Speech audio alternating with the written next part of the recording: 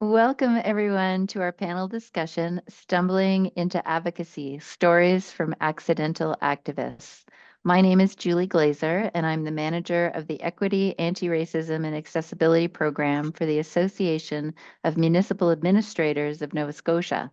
I'm a white woman of Eastern European descent, middle-aged, as they say, wearing glasses, and I'm also wearing a t-shirt today with a print of Terry Fox on it in honor of watching Terry in 1980, when I was much younger, inspire a nation with his attitude and his accidental activism. We're really happy to have you here today with us. There are a few technical considerations. This event is being recorded and will be posted on NS Leo's YouTube channel to share. Attendees will receive an email of the recording once it's available. ASL interpretation and CART is available for this event. You can access the captions by clicking on the CC icon on the menu bar below. ASL interpreters will be pinned on the screen with the panelists, but a slight delay in switching of interpreters may occur. If you would like a smoother transition to the ASL interpreters, please click on the interpretation button. It's a globe icon to access the ASL interpretation. If you have any technical issues, you can either put it in the chat or in the Q&A box, or you can email amanda@nsleo.com to receive assistance. But we have some acknowledgements here today, and I humbly acknowledge that the Nova Scotia League for Equal Opportunities is one of the many stewards on the ancestral and unceded territory of the land of the Wabanaki Confederacy, known as Mi'kma'ki, which consists of the Mi'kmaq, Maliseet, Passamaquoddy, and Penobscot nations, the people of the Dunn. We are committed to good stewardship in our relationship and connection to all its people and the intention of the Peace and Friendship Treaty. The disability rights movement began at the same time as the women's rights movement. More than 60 years later, persons with disabilities, both visible and invisible, continue to advocate for an inclusive and accessible quality of life. We will continue to speak with a united voice for equitable access to education, the built environment, employment, economic security, public transportation, goods and services, communications, democratic engagement, recreational activities, and justice. Nova Scotia has grown and continues to evolve through the contributions of the 400-year legacy of the rich history and culture of African Nova Scotians, and we are honored to be working alongside and with African Nova Scotians as we do this important work together. Each year, beginning at the last Sunday of May, Access Awareness Week is an opportunity to allow Nova Scotians to promote these issues to audiences from all walks of life. Nova Scotia was the first province in Canada to champion Access Awareness Week as an extension of Rick Hansen's 1987 Man in Motion World Tour. During this initiative, Rick and his team wheeled through 34 countries, raising awareness about the potential of people with disabilities and the possibility of creating accessible and inclusive communities. For 37 years, Nova Scotians have organized community events, press conferences, forums, conferences, and lectures during Access Awareness Week to bring attention to the importance of removing barriers for people with disabilities. Through public awareness, community partnerships, education, and dialogue, Access Awareness Week aims to foster an environment of equitable participation for persons with disabilities. This year's theme is Communities for All, Taking Action on Access Awareness. And I'm going to introduce you to our panel. Today, we are going to learn from the experiences of people with disabilities who didn't choose to be activists, but must be to live their life. Our guests today have addressed gaps in our systems to improve the quality of life for people with disabilities in their communities. To moderate this discussion, I welcome Josh Dunn to the panel. Josh is a multidisciplinary artist living with cerebral palsy. He began performing stand-up comedy in 2006 in a number of venues, including Yuck Yucks.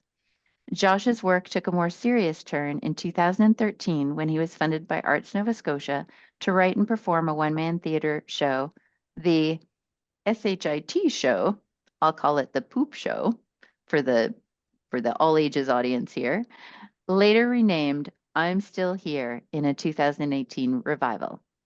In 2015, Josh was funded again by Arts Nova Scotia to create Pictures and Words, a series of 11 poems illustrated by architect Roger Mullen and accompanied by Ellen Gibling on harp. In 2018, Josh produced a film called Our Hearts Aren't Disabled, a documentary examining the romantic lives of people with mobility challenges. Josh suffered a 4-month bout of psychosis at the end of 2018. He has fully recovered and is committed to enjoying life and making the best art that he can. Josh also has a podcast called Gimpin' Ain't Easy, and in 2020 began to receive a small patronage to write a poem each month. Our Hearts Aren't Disabled debuted at the Atlantic Film Festival in September 2021. In November 2021, Josh began a series of blended stand-up comedy and prose poetry he calls Truth Tellin'. They are all new, approximately 45-minute shows, with the most recent having been on February 17th, 2024. Please welcome Josh. Hi, everybody. It's nice to meet you. Thank you so much, Julie. And I apologize that I wrote such a ridiculously long bio there. It's a lot to get through. Here on our panel today, we have Anna Quon, and we have Mary Isaac, and we have Shaun Clark. And I just want to let people know that there is a Q&A box um, in our Zoom panel here that you can submit questions for, which we will get to once our panel is complete. So I want to ask our panelists, starting off, could you tell us a little bit about yourself? Um, so I will start with Anna Quon and then go to Mary Isaac and then Shaun Clark for that. Thanks, Josh. So I call myself a middle-aged mixed race mad woman, and mad because I've experienced barriers to mental health and have been psychiatrized. I'm a writer and I've made some short films of my poetry and a short doc about my mental health called and what my teeth have meant to me through my life, called Me and My Teeth. As well as some of the similarities between how people with mental and dental health concerns have been treated by society and the systems we've built. And I write poetry about my mental health experience and issues of social justice that continue to confound us. And I think it's because of some of the things I experienced during the course of my psychiatric treatment that made me realize that the system is full of caring but fallible people who were cogs in a system that doesn't really function for individuals, for people. It feels like a machine that exists for its own benefit sometimes. And although I live on a low income, I live comfortably with my dad, who's kind of middle class, but I see all around me the results of the failures of the system to address the inequities in our society, the unhoused in their tents, the upsurge in food bank use. And I think everyone should have access to some basic things that during peacetime, which we have enjoyed in Canada for a long time, such as, those things include enough food, income to pay for power and rent, sufficient home care, sort of basic, sometimes boring things that everyone needs to survive and to have a foundation in this life. And I realized, Josh, I wasn't sure whether I was supposed to do this 1 to 3 minutes per part, or whether you just wanted me to say my name and a little bit about me, but I did I did my 3 minutes, Um, I guess. no, it's great. Maybe somewhere in between. I think it was great that you addressed, like, as part of yourself, what some of your main concerns are, and that they are systemic and hitting us sort of from all angles in a very broken system. I think about unhoused folks a lot, and I'm very grateful that I've always been housed. And I think you're right that we often are inclined to take those things for granted. And they are boring if you have them, but they are certainly anything but if you don't, right? So no, I thought that was a wonderful introduction to yourself, Anna. So I'm gonna ask Mary now. Mary, could you tell us a little bit about yourself? Hi, my name is Mary Isaac, and I'm from, well, we call it Portladec, but it's Chapel Island First Nations. And I teach the Mi'kmaq language at St. FX. And a lot of my advocacy has been around going to university as a student, but then I became a mother. I have 3 wonderful children, and from my experience in terms of advocacy is because I don't know if anyone else has experienced this on the panel, but I have been personally overlooked by all aspects of the welfare system. Like I grew up in foster care. I I like I have a child that's on the spectrum, and um like instead of medical professionals trying to communicate with me directly, they'll go sort of over me and try to communicate with somebody else. So it's been that kind of advocacy in terms of like, no, you need to communicate with me in regards to my child, and accessibility and stuff like this. So yeah. Yeah, no, I think that's great, and I think that as I'm a person with cerebral palsy as well. I don't know if I don't think I mentioned that earlier, and I know what you mean by the able-bodied folks kind of speaking for us. And I always find with disability, like especially if you have a visible one, you're on in one way hyper visible, but then like hyper invisible when it comes to like having the agency to make decisions and stuff from the way people Yeah, often treat us. absolutely. And one thing that I've learned is that First Nations people have a very unique relationship with disability compared to other ethnicities. And like it's unique in the sense because um, even though I grew up in a inaccessible world, I was always told right from the get-go, you can do anything. It doesn't matter if you live in an inaccessible world, you can do anything. And that's the type of attitude that I carry to this day because of that. That's excellent. I'm glad that was fostered in you. And for me, I think it was kind of a little bit of both. You can and you can't, but I'm really glad that you had that as a building block. And I appreciate your answers. Shaun, I'd ask you now if you could tell us a little bit about yourself.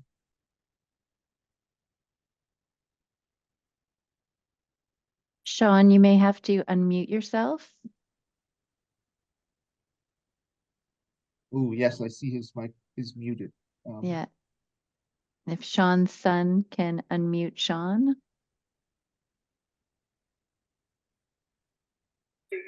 Hi, sorry. No sweat. Hi, I'm Shaun Clark. I'm a little embarrassed. I've been an advocate for poverty, disability, housing, for many different things for the last 10 years now. I like to say I have more disabilities than I have limbs.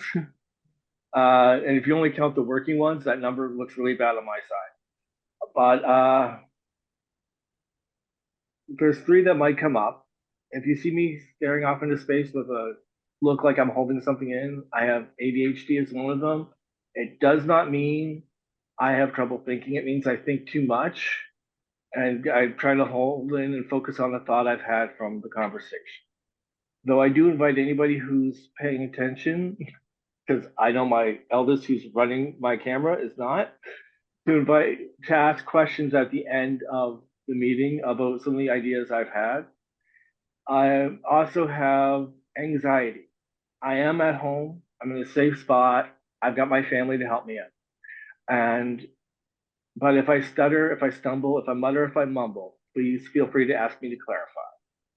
And lastly, I don't know if I'm looking at the screen or not.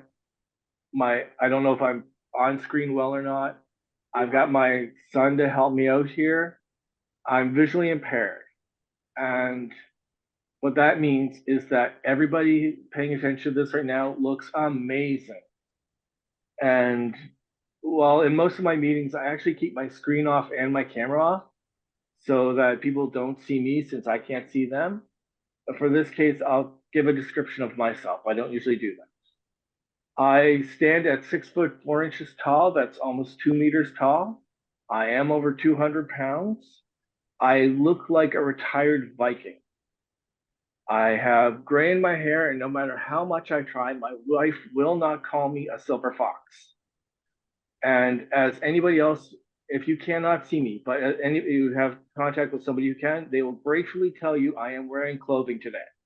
My eldest has dressed me, tells me I look good, and I welcome anybody to tell me otherwise, because if I've got something on my sleeve or something, let me know.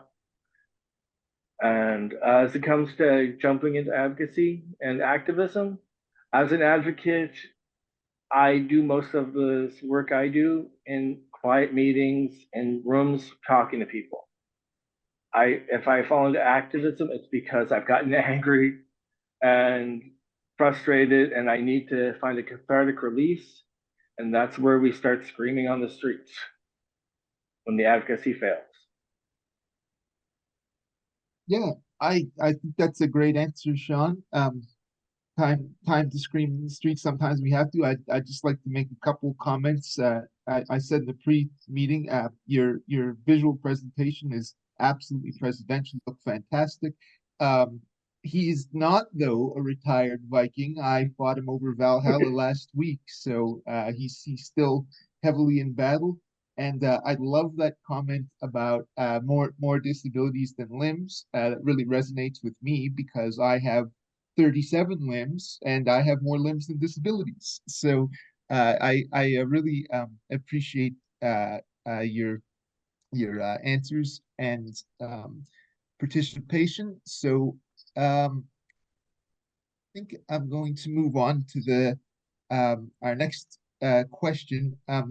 What were some of the challenges in relation to your disability that's motivated you to sort of galvanized you to take up the charge and fight for change?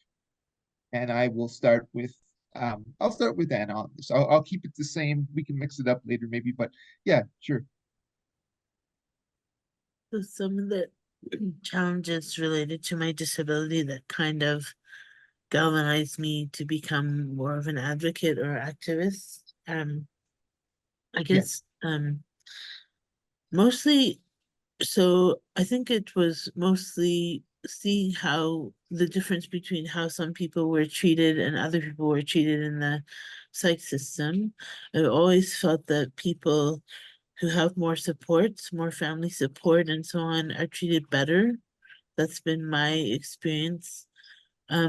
They get more attention and they get more help sometimes. That's been my experience anyway. I've had good treatment, but I've had good support from my family. And I feel so I guess so it's more seeing other people's experiences, and because I consider myself more of an artist than I'm not certainly not really active out there protesting or anything like that. I I feel like I'm more on the sidelines observing what's happening around me. And so I think um the challenge of seeing how other people were treated was one of the things that galvanized my desire to write more poetry and do more art about the issues. Just trying to think how to put the rest of it. um I think too that my experiences as a person with a psych disability are different. I mean, we're all different, right? People with different disabilities are not a homogenous group, and our needs are very different, and we can have quite different views on what needs to change, like different priorities. And being part of a magazine called Ability Network back in the 1990s, which was published by Spencer Bevan John, who was a wheelchair user, who opened my eyes to a lot of what other people with disabilities face, and made me realize there's a whole world of oppression out there, or world of barriers out there, different kind of barriers. So that made me more inclined um to make art about some of those things. Yeah. And write about them as a freelancer first, and then as a poet and novelist. Yeah. Yeah. I I love that answer. First, I can relate as well because I consider myself like a full-time artist, and then occasionally I do things like this of being on panels and stuff, which is really great. I loved the answer about uh the that accessibility magazine. I think I remember that. So that was cool, and also the fact that you received such good treatment, what you were able to then see and acknowledge when others didn't receive it so well. And one thing that came up in that was it seems to be the people with better supports from family and friends outside get treated better by the system. Is there something a little nefarious in that, maybe in the sense that people are watching, so we'd better mind our P's and Q's and treat these folks better? Does that play into it at all? It might. I also think there's some subconscious kind of thing, like if other people value someone, then people around them will value them more. And I think that's a problem with the system, that it doesn't pick up where there's gaps for people. Like if people have good family supports, they may not need as much support from the system, and it should be the other way around, that the system picks up that slack. Yes, I yes. find that it doesn't work that way. Yeah. Yeah, it's too bad. Um, thanks so much, Anna. And so Mary, I'll ask you what were some of the main challenges in relation to your disability that sort of galvanized and motivated you to fight for change? Oh, and I think Mary's muted.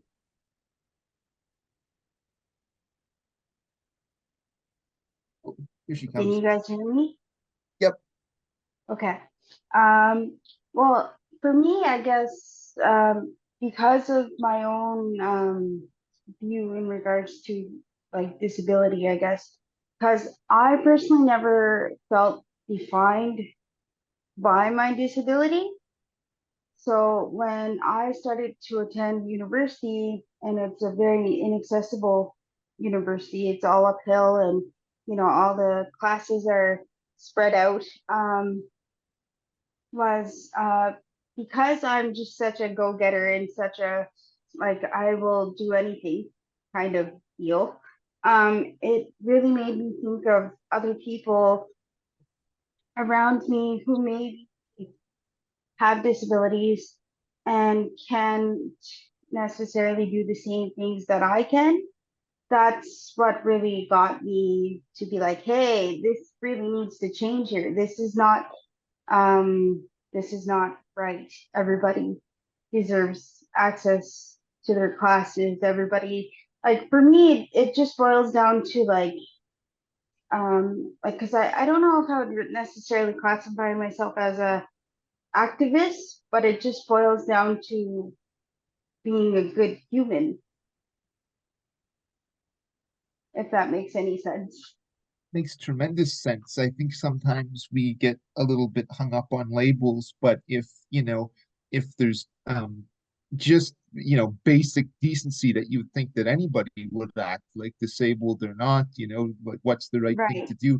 And I love the sort of comparison again, it sort of links in with Anna a bit, the fact that like, things were in some ways, really good for you, but then you saw how challenging it was for others, so that those gaps sort of need to be filled, and like you were strong enough to fight, right? So that's Yeah, yeah. and like I because I grew up in foster care, like I've always been a self advocate. I can really advocate for myself very, very well. And the thing is, I just would like to comment on what Anna was sort of saying about um, how people sort of view our worth as disabled people. Now, I have a rule. For me, I do not tolerate disrespect from anyone. I'm respectful to everyone, but if somebody is disrespectful to me in regards to my disability, I'll just simply call them out. And I feel like that really works for me, but I also acknowledge that doesn't work for everyone. Because I feel like when you have those tough conversations, sometimes it really does help in changing people's views. Yes, yeah, I'm much the same in that I sort of can't hold it in if I feel disrespect related to my disability, and so I, Mm. try to be polite about it, but I'm not gonna pull any punches either. I love yeah your answers, Mary. I'm gonna move along to Shaun. What were some of the main challenges in relation to your disability or disabilities that motivated you to fight for change? Originally, I'm gotten really good at masking over the years. So it was a lot of people didn't know I was disabled at points in my life, but originally it was back in 2009, I want to say, at NSCC IT campus. If you've ever been there, they've got 3 levels with ramps up and down. And a buddy I went to high school with was paraplegic, and he was wheeling himself up and down there. And then I'd make him mad because I'd say something dumb, and well, I'd have to run, and he's fast. So we advocated for an elevator there. Back when I was last in my wheelchair, I think it was 2017. If you've ever heard any of the jokes about in-laws, I suffer from all of them, suffer. And I had to live with my in-laws because my apartment is on the 3rd floor and not accessible when I'm in my wheelchair. Lastly, in 2019, when I got my visual impairment, I I learned just how hard it is to get information about anything you need to do from the government, whether it's the feds, whether it's social assistance, whether it's just trying to file a human rights complaint with the Human Rights Board of Nova Scotia. I've just been fighting these fights, trying to get equal access as anyone else. And it's just, after a bit, you get really frustrated. Last week, I used to work with the hospital system, and last week I had 2 people call me with stories from the hospital system about inaccessible things and their employees. And it's just these stories, these are what burn into your soul, what makes you want to do something. Sorry, passion. I apologize. Yeah. Oh no, it's fantastic. I'd hate to see you do it disinterested, right? No, I think that's really good, and a good reminder for everybody that,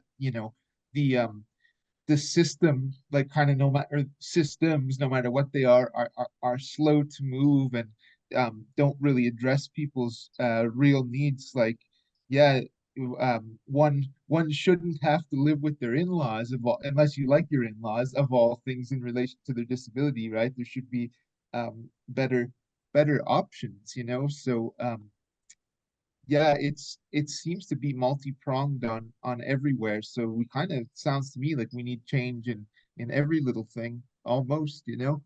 I'm gonna move on to our uh next question, and I have a little intro to this. Our theme is called Stumbling into Advocacy, Stories from Accidental Activists. And I've stumbled into a lot of things in my life. Tables, chairs, people, relationships, and death. Yeah, I went broke collecting troll dolls in the 90s. I even have the rare bald troll, which I will sell you for a very unreasonable price. And occasionally, I've even been accused of being an activist. So I want to ask the panel, is your activism or advocacy something you stumbled upon, or did you have strong feelings about it from the start? And we'll start with Anna on that.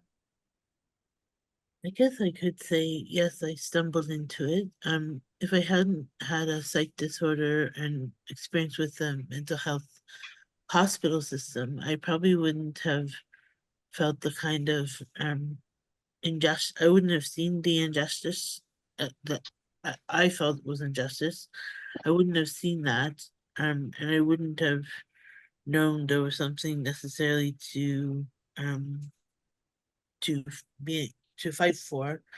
Um, so I also, because I'm interested in writing and filmmaking and so on, um, it's my way of, I don't call it therapeutic, but it's a way of expressing myself that helps me channel and relieve some anger or distress or sadness sometimes. And so a lot of the things that I'm sad or angry about are related to injustice in, for people like me who are mad or psychiatrist or things that I see around me, social justice issues.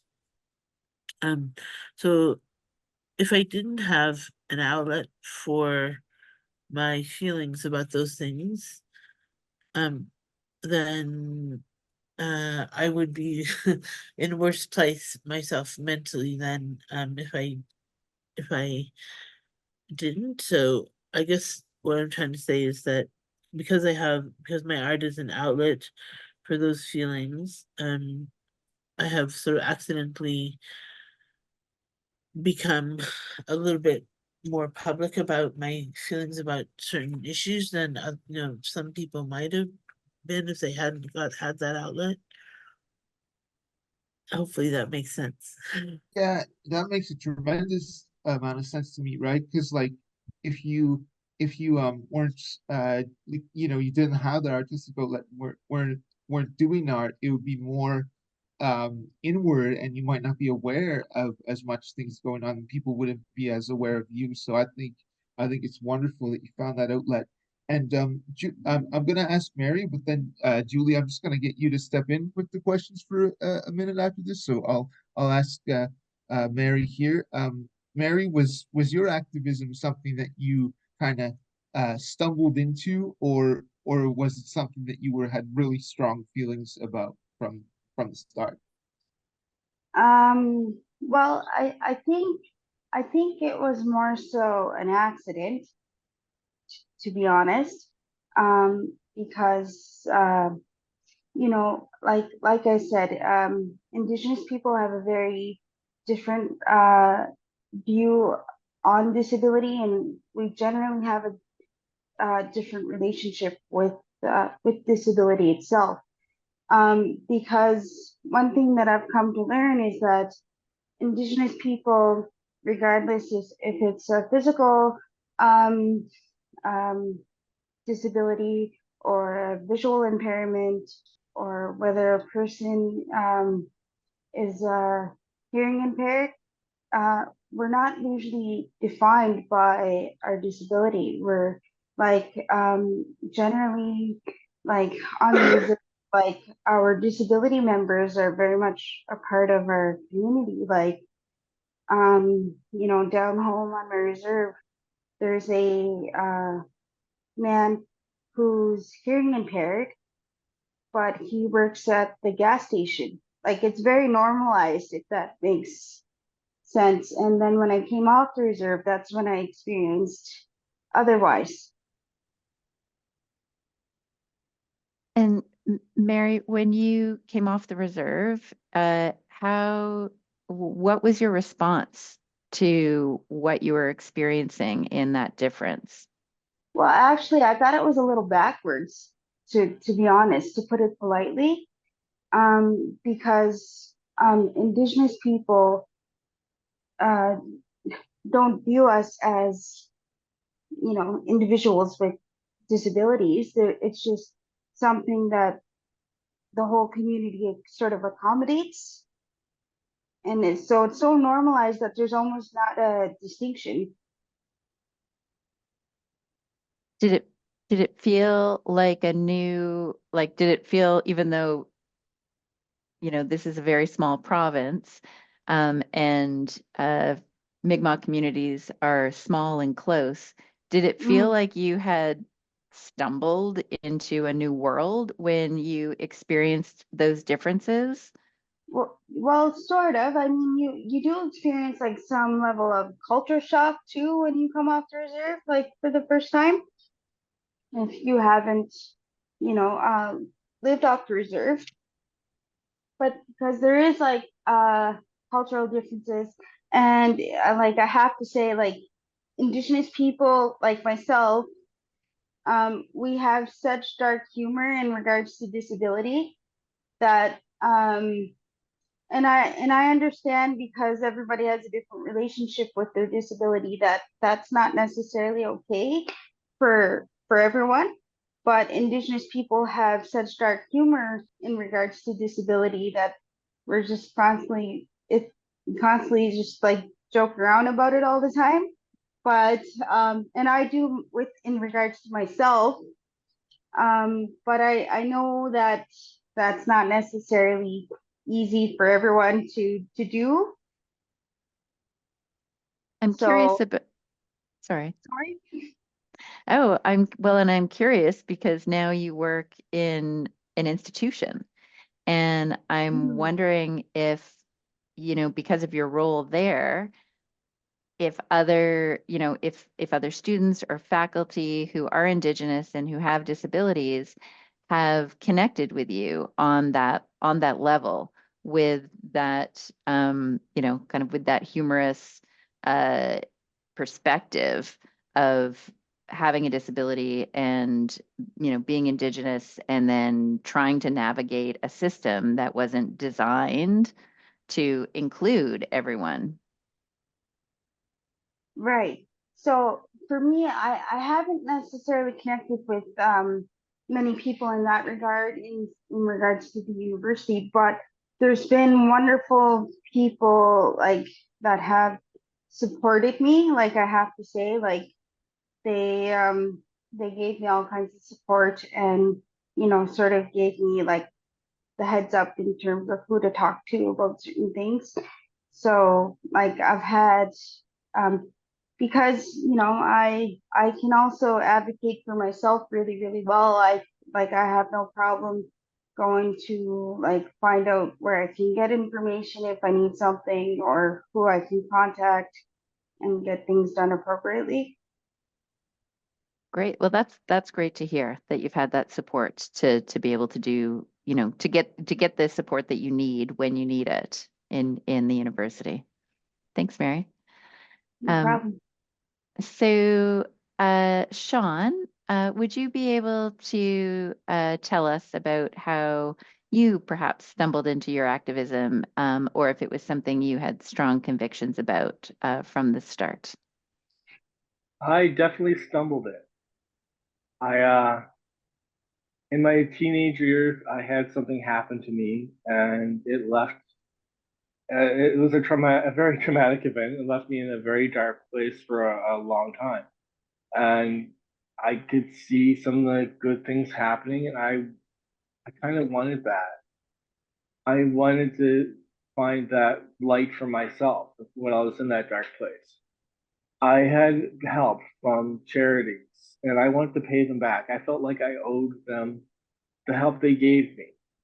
And I started doing some little volunteer work for the Cancer Society and the Children's Wish Society. And I brought myself out. I started doing things with the food banks, with the school. I started my first,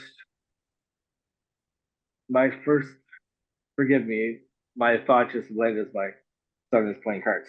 But I did my first advocacy stuff, my first board with the Disabled Persons Commission. And I ended up at my first housing protest accident because I was talking to somebody about housing and I wanted to support them. It was less about, I had a place. I have a place now and I still go to these because it's not a firm ground. And I might not be in danger, but last week I was holding somebody while they cried because they were homeless. That's not the first time that's happened. It's not always about my needs driving me to do this. It's about my son. I have two sons. And with our housing situation the way it is right now, I think about them. My disability needs, I've got friends and family who are also disabled. What I might be able to do to help for them. I stumbled on it because I tried the advocacy route and sometimes it works and sometimes it doesn't.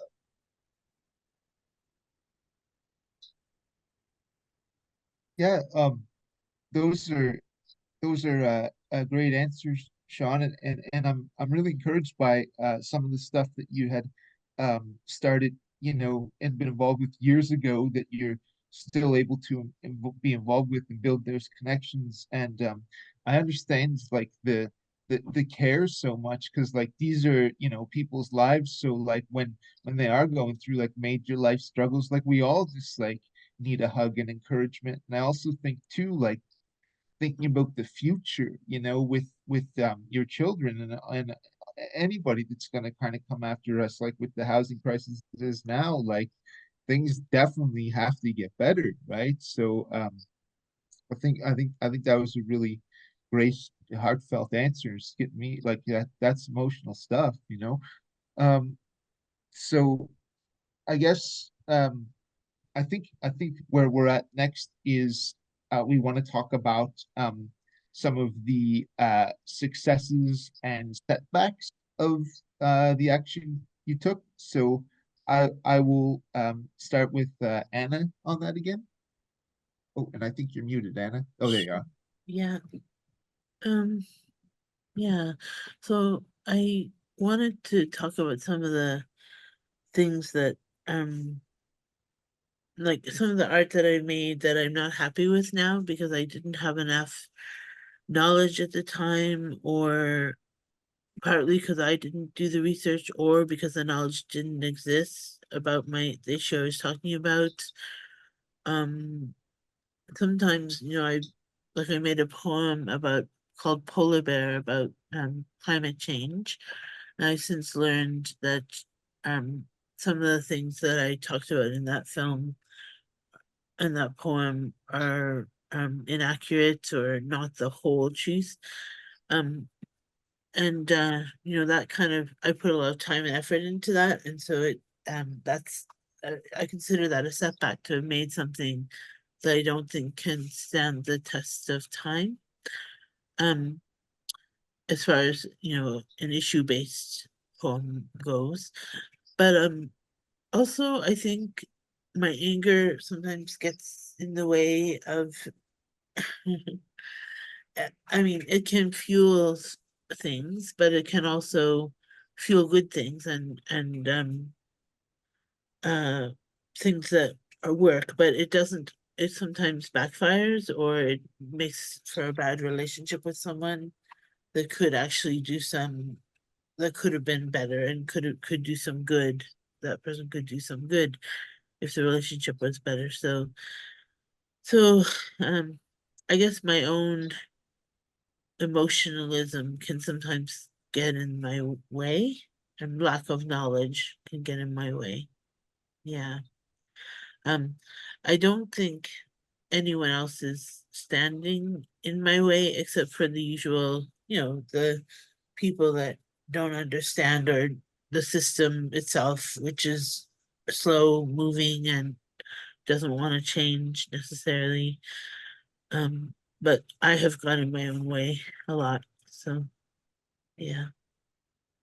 Yeah, that's really honest, and interesting. And like the thing that you said about anger, and like I have to remember this myself often, because like if it's not channeled properly, then it's only destructive. And I'm no master of channeling it properly by any means. And I think too, like I can relate to the when you say like lack of knowledge. Like certainly when I was first starting out, um, I would do things artistically and not really knowing what I was doing, so make a lot of errors. But I try to remember, like I don't think I'd be the artist I am now without the mistakes that I made. But yes, I do still, I hate stuff being out of, from 15 years ago. And I'm like, no, but but I think it's all part of the process. So, or I try to remind myself that anyway. Yeah. Um, Mary, how about you? What were some of the main successes and setbacks around actions that you've taken? Um, well, I feel like that's a loaded question because yeah, sure, like I've had I guess you could say setbacks in regards to like education, just because of the institution not being accessible, and I've had setbacks, you know, uh, growing up in poverty and stuff like this. But I don't necessarily view them as setbacks because I do believe it's all a part of the process. And, sometimes, um, like the way I view it, if I struggled with something and then I figured it out, I now have that knowledge to share with somebody else so they don't make this same mistake I did. Like, so I guess for me, like the only thing that I truthfully have is I'm I'm so grateful no matter what I go to do. So it genuinely keeps me so level-headed. So even when I am very angry about something, I can channel that anger and go advocate for myself properly. Like that's the only, I would say, good skill that I have. Yeah, yeah. I'm sure you probably have a few more, at least many probably. But no, I think that's great, and I think like part of what we're doing on here is to make the world a little better, right? So like if you've made some mistakes and like other people can learn from that, not follow the same patterns, it's great. And like you said, like if you can channel your anger into productive stuff, like it's just really all part of the process. And like some of those, yeah, some of the more difficult things that happens, hopefully like make way for a better future, right? Yeah, like for me, I guess it's so I have a son that's on the autism spectrum, and he's a wonderful little boy, and he's so smart and he's so talented in my opinion. But getting services for him and stuff like this, like I've actually been like overlooked by like medical professionals trying to like get him services. So, like but I'm the type of person that will show up at your office if you ignore my calls or messages. and I will put you in your place. And I think for me, advocating for my son is so important to make sure, like, because I don't even necessarily think of myself, to be truthful, um, if I'm being completely honest. But for me, like, my son is so important to me, and it's important that he gets all the stuff that he needs. So I will be that person for him, like, to make sure that he doesn't necessarily have to struggle in the same regard. Yeah, no, it's kind of sad that sometimes the world is the way it is, the services is the way they are. But I'm so glad, and I'm gonna move on in just one sec. But I'm so glad that you're able to be relentless and make sure your son does get the supports he needs. Excellent. Shaun, I'm going to ask you, what were some of the main setbacks and successes around action that you took? Well, we don't have good housing yet. Um, Success. A couple years ago, I joined a group of people trying to form a housing association. Last summer, it came into being, the Nova Scotia Not-for-Profit Housing Association. I was so out of my league with this group. They are so smart. They knew so many things. I learned so much. I almost want to call it a failure, just how little I managed to contribute. My whole point of being on there was to represent people with disabilities. We changed the EDI statement, equity, diversity, inclusion, to EDIA, equity, diversity, inclusion, and accessibility. I made sure to relate stories from people with disabilities. I made sure to relate my own lived experiences. I made sure that there was language in there that we were accounted for. It's not perfect. Nothing ever is. We'll cross our fingers, make sure it goes forward, right? And that is the success I'll bring here today. And we'll hope it grows and blossoms into something great. For failures, I successfully completed 2 federal human rights complaints. Those are my failures. I call them that because the first one, I did not know that the federal government doesn't care about feelings and mistreatment so much as they care about law. And the second one, I learned how important the law is. But in the place we were, oh, there's an engineer in here. Sorry, guys. I'm in a meeting, guys. I'm in a meeting, guys. So, so sorry about that. There's an engineer in my apartment. Scared. But EDI, the second one, I learned that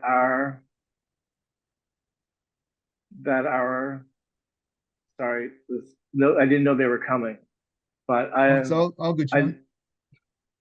I learned about how to find the documents, the references. But I was in a bad place, so I signed the NDA. I took the money. You'll never hear anything about it. They promised they would fix the issues with what's going on in our federal government, and they we will hope things get better. And if not, I'll take it up again. It's just the problem is these complaints take a couple of years. Oh, sorry. One Yeah. person has passed. Yeah, apologies. Oh, well, yeah, no, that's some really interesting stuff, and I like the fact that you started that not-for-profit housing association, and it seems like you had some really strong colleagues there, so that was really good, and that's kind of a learning lesson for me too, like when you're talking about those human rights complaints, right, and that it seems to be in terms of when you're dealing with government, they more focus on the letter of the law than actual like decency potentially, right? So if one wants to, I guess, properly access these channels, then one needs to sort of know the letter of the law. So that's kind of good, I think, for all of us to remember when we're when we're dealing with governments and stuff, just really know um, the criteria by which they operate, right? So great answer. Um, I'm gonna just move. We're getting there. So I just this one I'm gonna ask kind of quickly, and that's to all of us here. Do you consider yourself an activist? I'll ask Anna. I can say no. I think activists, I see them as people in the street, people organizing, people doing the hard and the boring and the drudgery stuff sometimes, as well as some really creative stuff. Um, and I I don't do the hard stuff. That's I don't do it. And the people are out there doing it, and I really respect and admire that. But I'm not an activist in that way. Um, Good answer. I'm much the same. I have some physical stuff that I'm not able to be out in the world as much as I'd like. Some medical things. So that's much my same answer. I appreciate that people do that, but I'm not able to do it much myself. Mary, how about you? Do you consider yourself an activist? Well, I never really considered myself an activist, to be honest, but I will go protest if it matters. Yeah. Yeah, so maybe not activist by label necessarily, but you might do an activist thing like a protest if there's need for it, right? Mhm. Yeah. And great. And how about you, Shaun? Do you consider yourself an activist sometimes?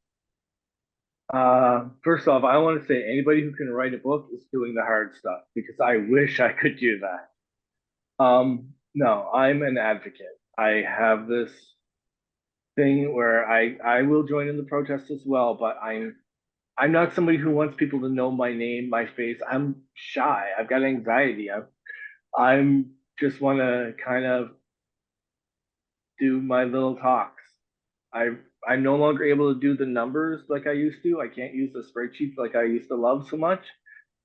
But I'm just trying to exist quietly and make the small changes. Excellent. Great answer. I yeah, it's funny. Like I think I might be better at writing. Well, I haven't written a book, so who's to say? But I think it's cool how we all have different skills. Like for some folks, it might be writing, and others it might be um, doing more on take to the street stuff. If they're inclined that way. So I'm gonna ask all of you now. What do you think most needs to be done to make a better future? And I'll start with Anna. Okay. I so I have been angry, and I believe in being able to hear people's anger without defensiveness getting in the way, but I know that's hard and it's very natural for people to be defensive. So I think my hope is that the future will be a place where kindness and compassion and consensus building is more important than being on one side or the other, getting being right or being wrong, or winning or losing. I think we all have to work together. And I think I like that the thought that we're all temporarily able-bodied people, and that if the world was more built more kindly and compassionately toward people of all abilities, it would be better for everyone in the end. So that's my hope. Yeah, I think so too. I think more, and I think it's okay to have difference of opinion and things like that, but to sort of try to be kind and respectful about them as opposed to being like in opposition all the time and um things can get really opposition carried far enough means war, right? So I think that's a really important message for people to just try to get along and be kind as much as we can. Mary, how about you? What do you think most needs to be done for a better future? Well, I think that to some degree, I think, you know, sometimes I think we fail to recognize that, um, like it's it's it's so important to be kind, but also like what goes with that is being able to respectfully disagree about somebody else's point of view. Like we sort of lost that in society in the sense that, people get caught up on, their view, and if you disagree with them, people take it as a personal attack. And I sort of think that if we're going to have tough conversations, we need to practice, like respectfully disagreeing so that we I can move forward, like in our goals, in making society better as a whole. I respectfully agree. I think that's, yeah, I find so often, and especially in social media, I'm mostly on Facebook, you get things and people get so caught up in their own view that like, you know, a different opinion is just like, they can't even hear it or something. And I think that does nothing for conversation or change because it just breaks down communication. So I think that's a wonderful answer. Wonderful. And Shaun, how about you? What do you think most needs to happen to to to make things better? I think work needs to happen. People with disabilities in Nova Scotia make approximately 40% of the population. If we say we got about 1 million people in Nova Scotia, that's about 400,000 people. We have so many different lived experience, so many differences. But if we came together as one community, our voice would be so loud. People with disabilities, we come from all ages. We come from all races, all colors. We speak all languages. We are everywhere. And we all have connections outside of the disability community. Family, friends, neighbors, people we talk to. We could be so strong in that. And there's also, we could make changes to how we're viewed. People often see on television different representations of disability that might not fit our own worldview, that might change how they see us by seeing these. And if we could make those changes as well, if we could help people understand that people with disabilities are everywhere, are normal, because we are normal, we are human, and we make up the lives of Nova Scotians, the lives of Canadians, the lives of the world. We just have to make sure we work to help them understand that. Silly people that they are. Yeah, I know what you mean. I think that we all have humanity. We're all human in that. None of us is any less or more humanity than anybody else. And disabled or not, we all have that. And if that could be understood a little bit more in relation to disability, we might someday come to a greater equality. I like that a lot. And I'm gonna ask one more final question, but just before I do, I just want to ask the panel, is there anything that you haven't talked about that you'd like to add? Yes. I believe I mentioned I used to do my spreadsheets. I used to write everything down. I used to read the reports. I even wrote a few, but I can't do that anymore. I had to learn a new way to do it. I now tell stories as my way of advocating. I don't want your story. Keep your story until you find someone you feel comfortable telling it. But my way of being an advocate has changed. If you're interested in trying advocacy, there's a million ways to help out. There's hundreds of things to do, from low impact boards to being an internet warrior. That's not for me, I'll be honest. To standing on the street yelling. There's 100,000 ways if you were interested in helping out, you could. even just by listening, you're helping out, you're supporting. And thank you for everything you do. Yeah, thanks so much, Shaun. There are many different ways in today's time to be an effective advocate. I think that's a great thing for us all to remember. And speaking of remember, I'm gonna close off before we get to the Q&As here. I just want to ask everybody. I'll start with Anna. Anna, how would you like to be remembered? I think I'd like to be remembered as someone who was trying to make a difference for the good and who might not have succeeded, but definitely tried.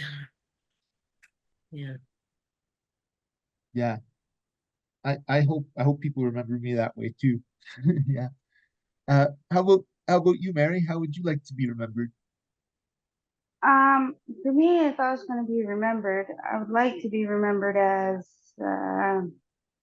somebody who is kind, but somebody also who teaches others to be grateful.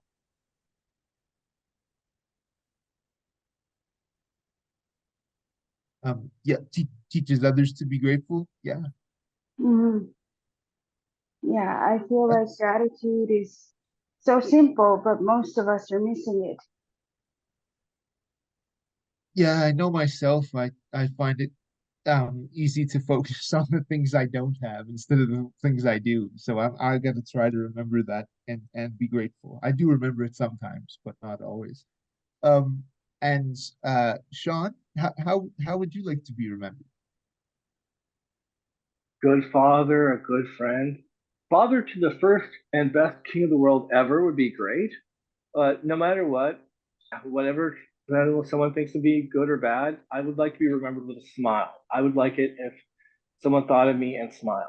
That would be great. Yeah, I'm smiling now.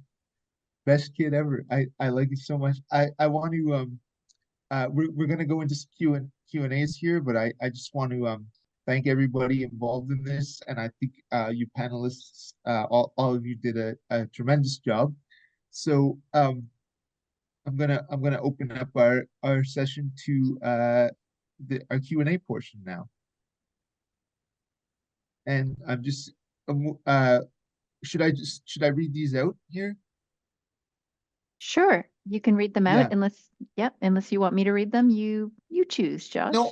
I think I got it. Okay. So uh and I'm just gonna use first names because I don't know that I can say Anne's last name here. Apologies to Anne for sending your question.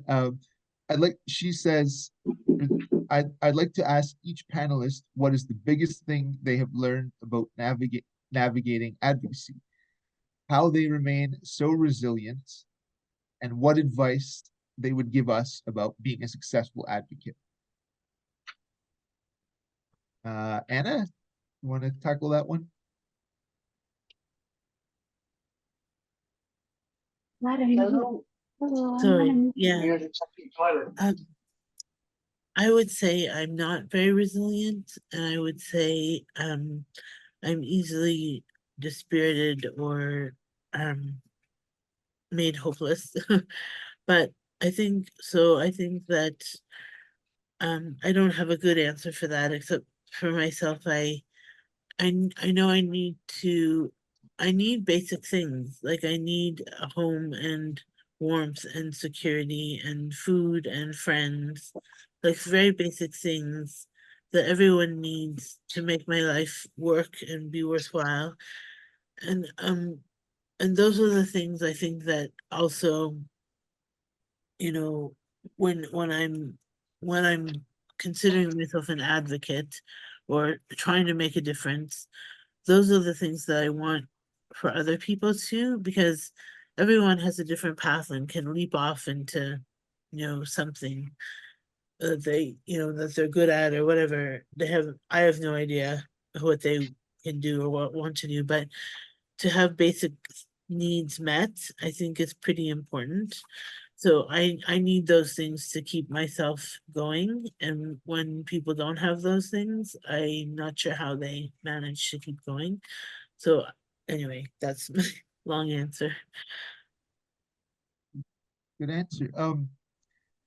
Mary, would you like me to repeat that question again, or you got it? Yes, if you don't mind, Yeah. just because I had to let my landlord in, so I didn't catch the question. Oh yeah. Not and it. Yeah.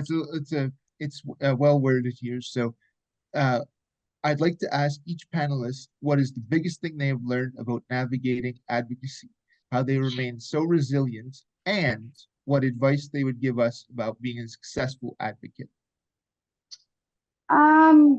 Wow. Okay.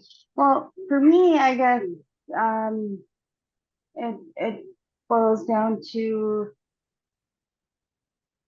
clear communication. And, for me personally, I come from a resilient people. The Mi'kmaq people are just very resilient in general. Like, we're very, very stubborn people. And I think that's the only thing that kind of keeps me going, is that I am so stubborn that you tell me no, I'm not going to give up. Like, I'm just going to keep going. So, like, for me, I think it's so important, especially if you're advocating for somebody else, to understand what uh, their needs are, and to clearly communicate that to other people. And sometimes that can be challenging, right? Because, like, I have ADHD as well, so my mind is running a million miles an hour.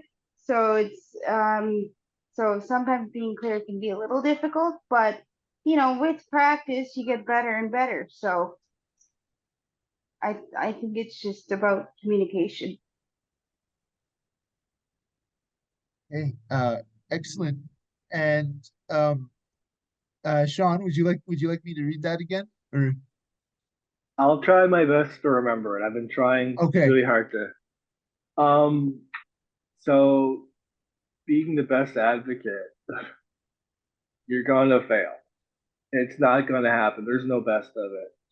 Um, I was born with some disabilities, but the majority of them came from accident, from incident, from age. Um, we fall down. We learn to get back up again. We get a disability. We learn to adapt. We change. Don't be afraid to try something and fail. You'll learn from it. You'll change. With the thing with a lot of the advocacy and advocates and activists, it's stumbling and muttering, we burn out. It's happened to me last year. I burned out. I took several months off. Um, find a cathartic release. Um, when my eldest was having trouble with bullying, I would get somebody to drive us to Lawrencetown Beach. There's rocks. I couldn't make it over them, but the waves breaking on the rocks were loud enough that we could stand there and scream at the ocean, and people weren't bothered by it. It was a way of finding release. Here in Nova Scotia, there's a group called the Pause Mental Health Group. They provide free telephone counseling Tuesdays and Thursdays. If you think you're in a bad place, but it's not an emergency, feel free to give them a call and talk through it. Don't bottle things up. Don't hold them in. If you know any mindfulness techniques, if you've practiced meditation, I know a couple people, I can't do it because of my mobility issues, but if you have ADHD and you're having trouble focusing, I know a couple people who've taken to knitting in meetings so that their hands are occupied, but their minds are paying attention. There's 1,000 different techniques you can find and to use to help yourself out. You know what works for one person might not work for you.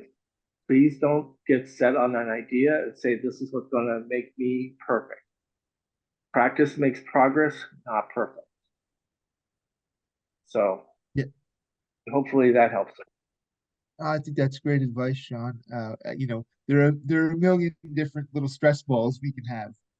I prefer one that's big and hard and I can barely squeeze it at all, but just getting worked up enough does it for me. Um, so thanks, Anne, for that great question. And I have one. I don't know if this applies to all of us, so I'm just going to ask anybody on the panel. So Nick here says that they are new to advocacy, disabled, two-spirited, LGBTQIA+, and they're not near Halifax. They're in a very rural area. So Nick wants to know if anybody has any tips for rural advocates. Can I jump in here for one I was sec? thinking you might have had something to say there, Julie, because that's I something we talked. Yeah. Yeah, I do. Thanks, Nick, for asking that question. I also live rurally. And one of the interesting things about Nova Scotia under the Accessibility Act is that all the municipalities have accessibility advisory committees to help guide each municipality's accessibility plan to get to the goals to become accessible by 2030. And the accessibility advisory committees do need to be made up by at least 50% of people with first voice experience. And of course, the more diverse our experiences, the more we need to be at those tables. So, Nick, I would strongly encourage you to reach out to your local municipality and see if there's room on their accessibility advisory committee for you. The other thing that's coming as well through under the Department of Justice and uh, through the Nova Scotia Office of Equity and Anti-Racism is some work that municipalities will also be doing under the Dismantling Racism and Hate Act. And so again, some municipalities may be looking at creating additional committees to help support that work for people who identify as underrepresented. Oh, that's a lot of syllables. Or underserved or, marginalized, discriminated against communities. So yeah, Nick, reach out to your local municipality and become an advocate at that grassroots frontline level. Thanks for asking the question. Yeah, and it's a great question. Thanks so much, Julie, for answering. And Nick, I think you could certainly get in touch with Julie for all the information on that. That is tremendous. And so um, I'm gonna need to step away again in a sec, but I'm gonna say the next two things, and then we have one more. So um, Hope has just commented, and they've said not a question, but sharing their thanks to the panel. They say they are in awe and thank you. And this next question, and then Julie, I'm going to get you to step in for a minute, is what can we learn from Indigenous treatment of people with disabilities? This is from an anonymous person. And I'm going to direct that to Mary. And I suppose if anybody else after Mary has anything to say about that, they're welcome to chime in if they feel it's applicable. But what can we learn from Indigenous treatment of people with disabilities, Mary? And I'll be back as quick as I can. Well, I think personally, I think we can learn a lot as a whole, not just in regards to Indigenous people, but we can take an Indigenous worldview and apply it at a wider level. Because I realized that and the Indigenous worldview on disability is very, very different, like compared to other cultures that we have here in Canada. Because yes, if you do have a disability, it's sometimes can be difficult, but Indigenous people are oftentimes very much taught to not define themselves by their disability. Like it is what it is kind of attitude. And I think if we start looking at disability in that regard, potentially, we could potentially normalize disability for what it is, but also at the very same time meeting the needs of the disabled community by not defining them by just their disability. Great. Thank you, Mary. And I think perhaps the same person just also added, if you would like to at all share a little bit of information about the practice of two-eyed seeing. And I know we don't have time to do a full explanation, but I you can know, give you a quick one yeah, do if you please. want it. Yeah, of So course. two-eyed seeing is an indigenous concept that's meant to take two separate worldviews and meet in the middle to not dismantle either one, but to work together. That's the point of two-eyed seeing. Thank you, Mary. And it's beautiful, and it completely applies to the conversation today, and all the work that we're doing, trying to meet in the middle, for sure. Thank you. Mhm.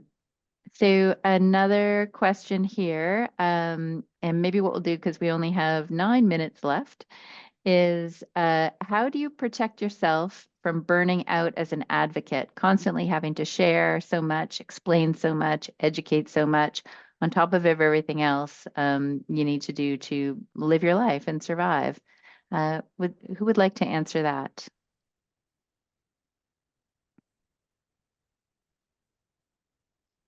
Mary, would you like to talk about how you protect yourself from burnout? Well, for me personally, I think I'm usually very clear in what I can and can't do, and boundaries are my best friend in everything that I go to do. So if I feel like I'm getting consumed by something that I shouldn't be consumed by, I will either pass it on to somebody who can sort of take that on, or I will say, okay, I need to step back from this for a few minutes and reconvene, sort of come up with a different plan. But for the most part, I don't necessarily experience burnout because I do put up clear boundaries in everything that I go Mm, to do. prevention. Yeah, that's great. Yeah, yeah, because for me it's important, right? Yeah, prevention goes a long way for sure. And it's something I learned to do. I have to learn to do and remind myself every single day. So thank you for that reminder, Mary. Boundaries, practice. Anna, would you like to talk about how you avoid burnout? Um, sure. I think I tend to be quite sensitive to burnout, and like I guess I'm a sensitive person in different ways, which have manifested themselves as having psych disabilities.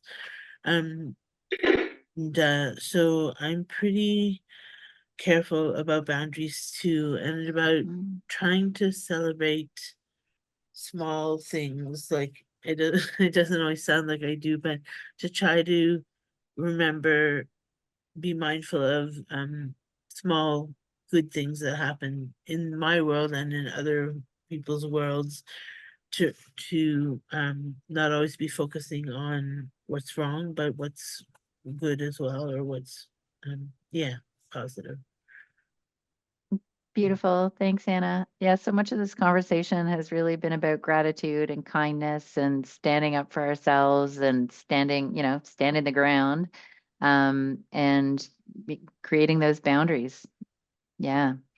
Shaun, what about you? How do you prevent burnout? I failed miserably at preventing burnout. I'm learning a lot from Mary and Anna.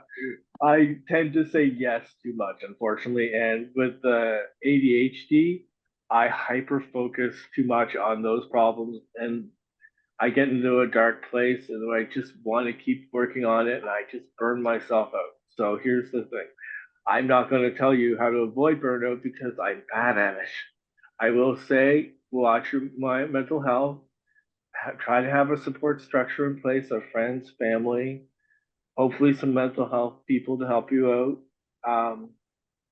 Practice whatever makes you feel calmer and can help you relieve the stress of the things you're dealing with.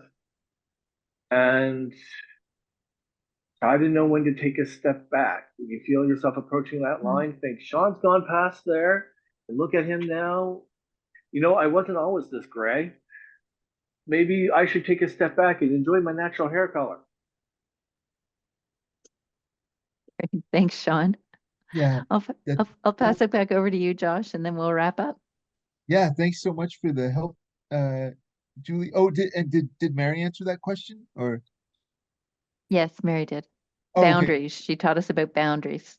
Okay, fantastic. And are we have just a couple of more things here. So Anne wanted to say thank you to everybody for the answer to the questions and the hosts. And she's also said, and I still might have this wrong. Her last name is pronounced either Samosi or Kamosi. So sorry, Anne. I don't know if that's a hard or soft C. I still haven't quite got it.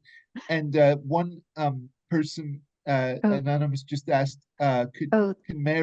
Oh, that was asked. Sorry, Josh. oh, oh, Yeah, oh, I looped that back into the discussion with Mary earlier. So Mary shared perfect. about two-eyed seeing. Yeah. Yes, thank you. Okay. I'm so okay. We've got it. Sorry about that. No, sorry. Thanks so much, everybody. I thought everybody did a wonderful job. I was really happy to be part of this. I appreciate everybody and everything today. Great. Thank you. Thank you so much to Anna Quon, Mary Isaac, Shaun Clark, our panelists, our moderator, Josh Dunn, for sharing your experiences, insights with us today, and also infusing into this conversation, which we know can sometimes be quite difficult, a lot of humor and kindness and gratitude. Thanks also to the Partnership for Access Awareness Nova Scotia, the PANS Committee, who helped make this event and all the events this week happen.